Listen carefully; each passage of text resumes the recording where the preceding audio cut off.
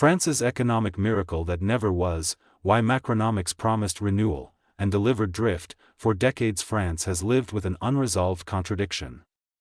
It is one of the richest societies in the world, endowed with enviable infrastructure, a well-educated population, formidable administrative capacity, and global cultural reach. Yet it has also been chronically anxious about decline, convinced that it works too little, taxes too much, reforms too slowly and falls steadily behind its peers. Each president since François Mitterrand has promised to break this impasse. Each has failed. When Emmanuel Macron arrived in office in 2017, expectations were unusually high. Here, at last, was a leader who spoke the language of markets without embarrassment, admired Anglo-Saxon capitalism without apology and treated globalization as an opportunity rather than a threat. France, he argued, had misunderstood itself. It was not condemned to choose between efficiency and fairness. With the right reforms, it could have both. 8 years on, the verdict is sobering. France has not collapsed. Nor has it converged with the world's most dynamic economies. Growth is weak, debt is high, productivity is stagnant and politics is brittle. The promised economic miracle never materialized. The failure of Macronomics is not merely the story of one presidency. It is a case study in how deeply embedded economic habits, institutional inertia and social expectations can neutralize even the most determined reform agenda. France's problem is not that it lacks ideas. It is that it lacks the political, cultural, and demographic conditions to make those ideas work. The long shadow of French exceptionalism, France's economic debate is haunted by its own past. Few countries remain as attached to an idea of national economic exceptionalism, le modèle français. This model, forged after the Second World War, delivered 3 decades of rapid growth, rising living standards and social peace. The state planned, invested, and redistributed. Labor was protected. Capital was guided. Inequality was restrained. For a long time, the model worked. Then, gradually, it did not. By the 1980s, France found itself struggling with persistent unemployment, rigid labor markets and mounting public deficits. Yet rather than dismantle the model, successive governments chose to preserve it by borrowing more, taxing more and regulating more. The state expanded as growth slowed. Public spending rose even as productivity faltered. This pattern created a political equilibrium that proved remarkably stable. Voters learned to defend benefits rather than demand growth. Politicians learned to promise reform while avoiding confrontation. Debt filled the gap between ambition and reality. Macron entered office determined to break this cycle. His diagnosis was orthodox. France suffered from excessive taxation on capital, overregulation of labor and a hostile environment for risk-taking. His cure was supply-side reform. What he underestimated was the resilience of the underlying system, the architecture of Macronomics. Macron's economic program was neither radical nor incoherent. On the contrary, it was textbook liberal centrism. Corporate taxes were slashed from one of Europe's highest rates to something approaching the continental average. The wealth tax was narrowed, sparing financial assets. Labor laws were streamlined, reducing the legal risks of hiring and firing. Unemployment benefits were adjusted to strengthen incentives for work. Apprenticeships were expanded. Foreign investment was courted aggressively. The intention was clear: restore profitability, attract capital, encourage job creation, and let growth do the rest. In the early years, the signs were encouraging. Business confidence improved. Investment picked up. Unemployment fell modestly. France topped European league tables for foreign direct investment. Paris acquired a credible startup ecosystem, yet beneath the surface, the transformation was thinner than advertised. The reforms changed incentives at the margin, but not the structure. They nudged behavior without reshaping expectations. Most importantly, they failed to address the central contradiction of the French economy, a state that spends like Scandinavia, works like Southern Europe, and grows like Japan. The state that never shrinks. Macron promised to shrink the state. He never did. Public spending in France remains among the highest in the developed world, hovering around 55% of GDP. Welfare programs are generous, fragmented, and politically untouchable. Healthcare, pensions, housing subsidies, family benefits, and public sector wages absorb vast resources. The president's argument was that growth would make consolidation painless. But growth never came. Instead, the state continued to expand, financed increasingly by debt. The pandemic accelerated this trend, but it did not create it. France entered COVID-19 with limited fiscal space and exited it with even less. Unlike Germany or the Netherlands, it made little effort to restore budgetary discipline during the recovery. Structural deficits became permanent. This was not simply cowardice. It reflected political reality. Any attempt to cut spending provoked immediate resistance. Fuel taxes triggered the Yellow Vest protests. Pension reform paralyzed the country. Macron learned that fiscal discipline is easy to promise and brutally hard to implement. The result is a state that remains central to economic life, but increasingly strained, too large to reform easily, too indebted to expand further, and too politically sensitive to retrench, work less, expect more, if France's public finances are fragile. Its labor market is the deeper structural weakness. The French work fewer hours than almost any comparable economy. Annual working time is well below that of Germany, Britain, or the United States. Early retirement remains common. Absenteeism is high.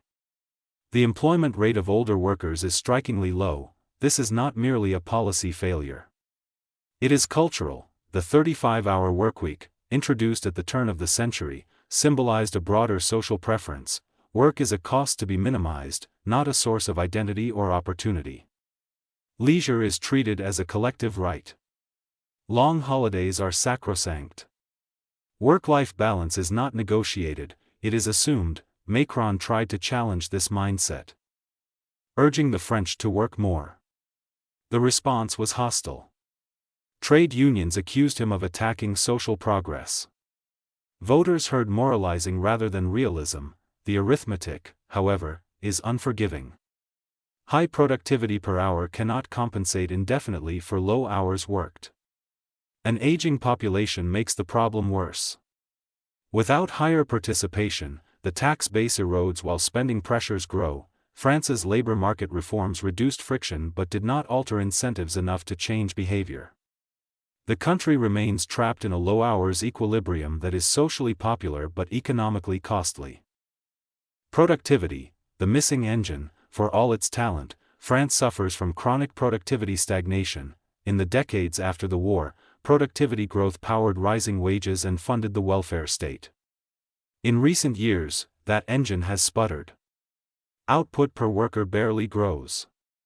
Innovation is primarily concentrated within select sectors.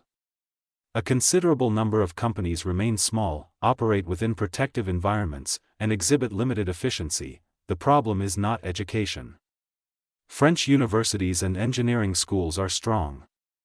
Nor is infrastructure. Transport, energy, and digital networks are world-class. The problem lies in incentives. Regulation favors incumbents. Bankruptcy carries social stigma. Labor protections discourage expansion. The tax system penalizes scale.